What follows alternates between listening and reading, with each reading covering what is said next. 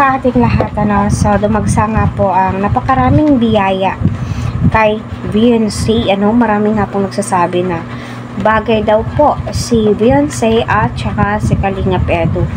Para sa akin, tadhana na lamang po yung bahala sa kanila, kasi yung gusto nga po ni Kalingap Eds dito ay matulungan lamang po itong si Beyonce at nagbigay saya sa mga supporters niya na until now umaasa na mapanood si Kalingap Eds sa pagiging tandem. Di naman po sinabi ni Kalingap Rab na kapag itandem kay Beyonce ay magiging si Edu na at saka si Beyonce in real life. Wala pong usapang ganon.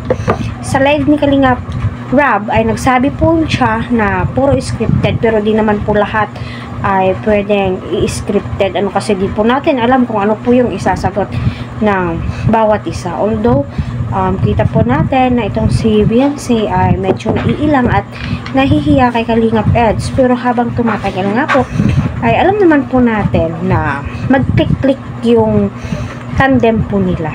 Sa tulong po yan ni Kalingap Rab, kaya patuloy po nating suportahan si Kalingap Rab. Huwag po natin skip ang kanilang ads. Bali sa mga sinasabi ko po ay opinion ko po at narinig ko sa mga live at saka kay Kalingap Eds mismo. At ngayon, marami po ang nag-aabang sa magiging uploaded ni Kalingap Rab, kasi 5 days or 6 days na nga pong wala pong update, kasi busy nga po si Rab sa birthday party ng kanyang